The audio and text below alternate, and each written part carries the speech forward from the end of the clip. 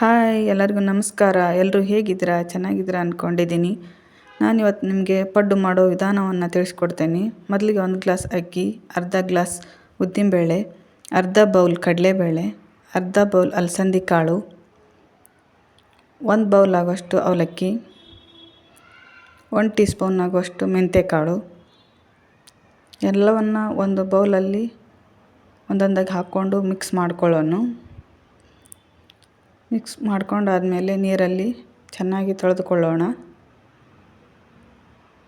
ಒಂದು 4-5 ಬಾರಿ ನೀರಲ್ಲಿ ತೊಳ್ಕೊಂಡು ಆದಮೇಲೆ ಒಂದು 5 ಗಂಟೆ ನೀರಲ್ಲಿ ನೆನೆಸಿಡೋಣ. ನೀರಲ್ಲಿ 5 ಗಂಟೆ ನೆನೆಸಿಟ್ಟು ಆದಮೇಲೆ ಅದನ್ನು ಮಿಕ್ಸಿಯಲ್ಲಿ ರುಬ್ಕೊಳ್ಳೋಣ.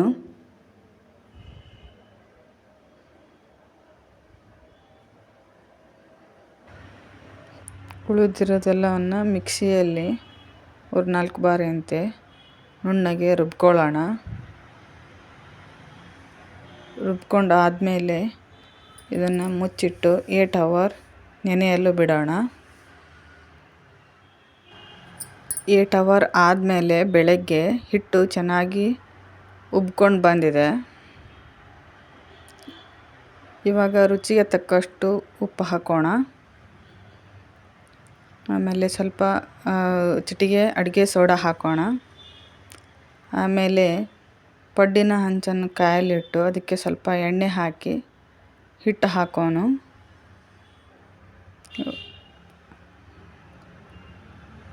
ಅದನ್ನು ಮುಚ್ಚಿಟ್ಟು 5ರಿಂದ 8 ನಿಮಿಷಗಳ ಕಾಲ ಬೇಯಿಸಿ ತೆಗೆದರೆ ರುಚಿಯಾದ ಪಡ್ಡು ರೆಡಿಯಾಗಿರುತ್ತೆ.